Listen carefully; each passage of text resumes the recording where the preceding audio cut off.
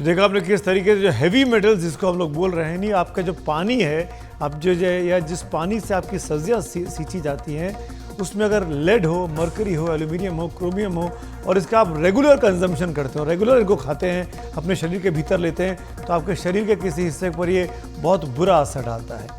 क्या हो सकता है? मेरे साथ कुछ लोग हैं, खास मेहमान इस मुद्दे पर बात करने के लिए। प्रोफेसर ए शरीफ जो कि चीफ ऑफ क्लिनिकल इकोटॉक्सिकोलॉजी हैं, फैसिलिटी है एम्स के। हमारे साथ दीपिंदर कपूर जी हैं जो कि डायरेक्टर है वाटर प्रोग्राम सीएससी के, और मेरे सहयोगी परिमल कुमार जिन्होंने इस खबर को फाइल की, वो भी हमारे साथ जुड़े। लेकिन मेरा पहला सवाल यहाँ पर सीधे तौर पर प्रोफेसर शरीफ आपसे है। हमने देखा बड़ी बड़ी बीमारियाँ होती हैं, बड़े बड़े सब्सटेंस जो आपके शरीर के अंदर जा रहे हैं जिसको आप हैवी मेटल्स कहते हैं, इसको रोकने का इंतज़ाम नहीं होता है। मुझे नहीं पता कि कैसे रोका जा सकता है या नहीं रोका जा सकता है, पर मैं आपसे ये जानना चाहता हूँ, एक आम पब्लिक के हिसाब से पूछ रहा हूँ, व्यूअर के हिसाब से पूछ रहा हूँ कि आप अगर सब्जियां खा रहे हैं या इस तरह की चीज़ें कंज्यूम कर रहे हैं तो किन बातों का ध्यान रखें ताकि ये मेटल्स आपके शरीर में ना जाए? सबसे पहले शायद आपको ये देखना पड़ेगा कि ये सब्जियां जो उगाने में कौन सी पानी यूज हो रही है और उस जगह में सॉइल कंटामिनेशन तो नहीं है। तो ऐसे जगह अगर सब्जियां उगती हैं और हमने जांच करके बताया कि ये सब्जियों में भी वो हेवी मेटल्स पाए जाते हैं, so only way is to avoid vegetables which are grown in the contaminated places using contaminated water. Right, और हाँ, कंटेमिनेटेड वाटर। परिमल, ये वाटर कंटेमिनेट कैसे होता है इस इलाके में जहां पर आपने दिखाई ये रिपोर्ट? अगर मैं स्पेसिफिकली बात करूं, यमुना और हिंडन की बेल्ट वाला इलाका है, इस इलाके में क्योंकि मैं खुद नोएडा में रहता हूं, बहुत सी फैक्ट्रीज हैं। क्या उन फैक्ट्रियों का जो बाहर मलबा आता है उस वजह से होता है या पीछे से? क्योंकि यहाँ पे यमुना तो कई दूर से आती है, गुजरती है दिल्ली की तरफ से, वहां से पीछे ये पूरा मटीरियल्स लेके आती है। नहीं, फैक्ट्री अहम वजह है, इसमें कोई दो राय नहीं है। और पीछे से भी जो हमने पहले भी एक रिपोर्ट की थी मुजफ्फरनगर के आसपास और सहारनपुर के आसपास, तो तमाम जो ये पूरा इलाका है उस इलाके से होते हुए हेवी मेटल्स पानी को कंटेमिनेट करती है, दूषित करती है, और यही बड़ी वजह है कि उसमें हेवी मेटल्स की मौजूदगी है। डॉक्टर ए शरीफ ने एक बात बताई थी जब हमने ये रिपोर्ट की थी कि अब तक मेडिकल साइंसेज में ये बताई जाती है कि 4 चीज़ों से बीमारी होती है, 4 तरीके से किसी मरीज को बीमारी हो सकती है, और अब 5वां एलिमेंट उसमें जोड़े जाने की ज़रूरत है जिसको एनवायरमेंटल टॉक्सिन कहते हैं, जो सबसे बड़ा घातक भी है। और डॉक्टर शरीफ इस पे ज़्यादा प्रकाश डालेंगे कि वो अपने आप में, आप समझिए कि जो पढ़ाई बच्चों को पढ़ाई जाती है, अब वो ऐसी स्थिति आ गई है कि उसमें एक नया चैप्टर, एक नया सब्जेक्ट, एक नए टॉपिक के तौर पे एनवायरमेंटल टॉक्सिकोलॉजी जोड़ने की ज़रूरत है, क्योंकि हवा, पानी, मिट्टी, सब तरफ आपको इस तरह की टॉक्सिसिटी मिलती है जो आपके किसी न किसी रूप में शरीर में दाखिल होती है। कैंसर तक के मामले इस बीच में अगर बढ़े हैं तो उसके पीछे ये भी अहम वजह में से बताई जाती है कि जो टॉक्सिसिटी आप अलग अलग तरीकों से लेते हैं। तो शायद डॉक्टर शरीफ इस पर और बेहतर बताएंगे, लेकिन ये बहुत चिंता का सबब है और इस पर ध्यान देना बहुत ज़रूरी है कि आखिर कैसे इसको जी। रोका जाए। जो सब्जियों को हम कहते हैं कि जो स्वास्थ्यवर्धक हो सकती है, अगर वो नुकसान पहुंचाए तो फिर ऐसे में सोचना बहुत लाजमी और ख़ास तौर पे तंत्र को सोचना बहुत ज़रूरी है। मैं चलूंगा डॉक्टर शरीफ के पास आऊँगा, लेकिन पहले एक रिएक्शन मैं दीपिंदर कपूर साहब को लेना चाहूँगा जो कि वाटर प्रोग्राम के डायरेक्टर हैं सीएससी में। कपूर साहब, इस पूरी रिपोर्ट को देखने के बाद क्या लगता है, क्या किसकी कोताही है, किसकी लापरवाही है और कैसे ठीक हो सकता है?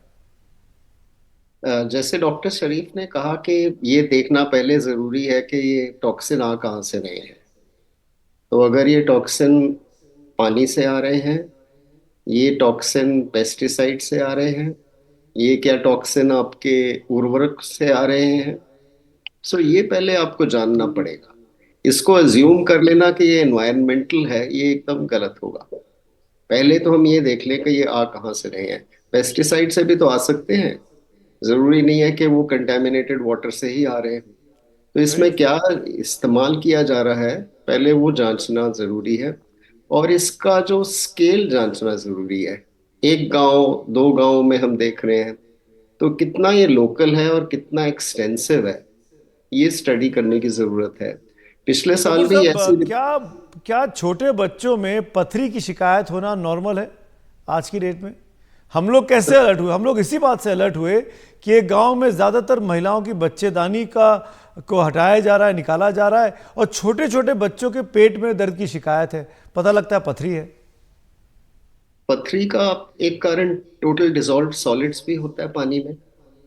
So total dissolved solids may not be related to contamination by chemicals. It can be also it आपको जो आरओ बेचा जाता है इसी पे तो बेचा जाता है कि आपका टीडीएस बहुत हाई है। सो इसीलिए मैं कह रहा हूँ आपको ये ढूंढना पड़ेगा ये आ कहाँ से रहे हैं, उसका स्केल क्या है। अगर जी एक गांव में आ रहा है, 10 गांव में आ रहा है, उसके आसपास कोई फैक्ट्री है, या उनका पानी में ही कुछ इशू है, हो सकता है टीडीएस ही हाई हो।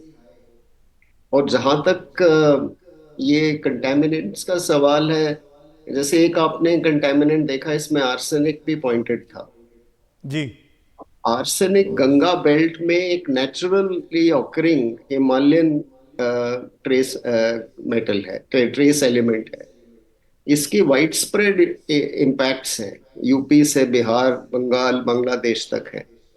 तो ये भी एक नेचुरली अकरिंग है। कहीं इसकी प्रमाण ज्यादा है, और जहां लोगों का जी स्वास्थ्य ठीक नहीं होता, या जहां उनका पोषण कम होता है, उन पे ये कंटेमिनेंट्स का प्रभाव भी ज्यादा पड़ता है। इसलिए प्रोफेसर गरीब शरीफ, इलाकों में। जी कपूर साहब, मैं लौटता हूं आपके पास। प्रोफेसर शरीफ, मैं आपका एक कमेंट यहाँ लेना जरूर चाहूँगा। इन परिस्थितियों में, इन बदली हुई, ये जो आपने 1 महीने पहले की रिपोर्ट आपने देखी और फिर आज आपने देखी, परिस्थितियां में अगले महीने भी फिर अगर हम लोग करेंगे तो ऐसी ही दिखेंगी, कुछ और लोगों के नाम जुड़ जाएंगे, अगले महीने बाद करेंगे तो फिर कुछ हो जाएगा। मेरा कहने का मतलब ये कि इस तरह की चीज़ें हम बोलते रहते हैं। हमारी सांस हम जो ले रहे हैं, हवा प्रदूषित, हम जिस पानी में है वो प्रदूषित, हम जो खा रहे हैं वो प्रदूषित, तो करे क्या हम इंसान? क्या सुलह, क्या सुझाव देना चाहेंगे आप? ये बहुत मुश्किल सवाल है। पहले पहले मैं आपको ये हमारे रेस्पेक्टेड गेस्ट साहब को बोलना चाहूंगा कि जब हम एनवायरमेंटल टॉक्सिन्स या पोल्यूशन बोलते हैं, उसमें हम क्लासिफाई करते हैं कि there are natural causes like Himalayan arsenic या ground water contamination, and then anthropogenic causes. Actually natural causes वो अभी नहीं आए हैं, हजारों सालों से आ रहे हैं। शायद वो उतनी मात्रा में नहीं थे कि इतना प्रॉब्लम क्रिएट करें। अभी main issue is the anthropogenic causes of the environmental toxicity are increasing this kind of pollutants, untreated effluent from the factories, tanneries and textile dyeing, ऐसे सब चीजों आर एक्चुअली इंक्रीज। अभी देखिए, गंगा और ये नदियां अभी नई नई नहीं है ये प्रॉब्लम्स, लेकिन अभी बढ़ गई हैं। जो नेचुरल कॉजेस जो ऑनरेबल हमारे गेस्ट बता रहे हैं वो तो हजारों सालों से है, and our bodies have been dealing with that amount of those things in most of the occasions. So now I think we have to concentrate on the anthropogenic causes and find out the source of these things and try to avoid कि वो treatment करना पड़ेगा effluent नदियों में छोड़ने से पहले, Suez को, ये all these kind of things. I think we have to concentrate on trying to arrest the discharge of these things into the rivers from the sources. ठीक है। So I think that is a thing that can be done at a government level. At an individual level, we have to purify the water, like कि RO करना पड़ेगा। या problem हमारा ये है कि the poverty, the people who are affected may not be in a position to afford the RO.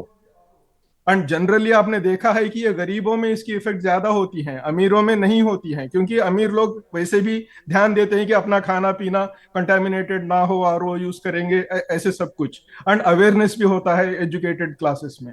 So when we say environmental toxicity, we are including all kinds of environmental pollution, कि by natural causes, by groundwater contamination, by anthropogenic activities। अभी ज्यादा important हमारे anthropogenic activities हो गए। जैसे आपने report खोला था कि developmental activities, probably it is a side effect of development. We can't stop development. Air pollution है, डीजल वो जलाना पड़ता है, कोल जलाना। इस नोट पर मुझे कहना पड़ेगा आप दोनों से, इनफैक्ट परिमल से भी, कि ऐसी रिपोर्ट करना और ऐसे रिपोर्ट करके आम सरोकार की बातें सरकार के सामने और सिस्टम के सामने रखना, ये हमारा फर्ज है। और हम अपनी कोशिश करते हैं और करते भी रहेंगे आगे भी, क्योंकि हम चाहते हैं कि इन तरह की चीज़ों की तरफ लोगों का ध्यान जाए।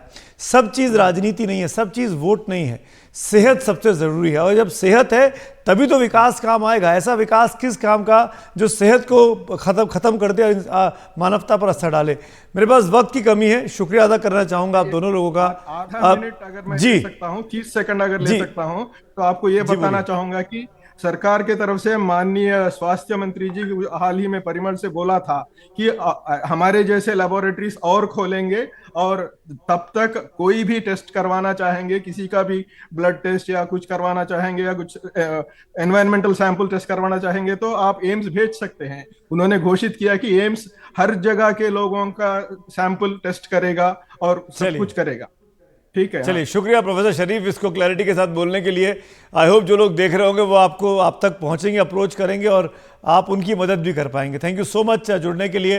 लेकिन कोशिश यही है कि विकास ऐसा नहीं होना चाहिए जो जानलेवा साबित हो।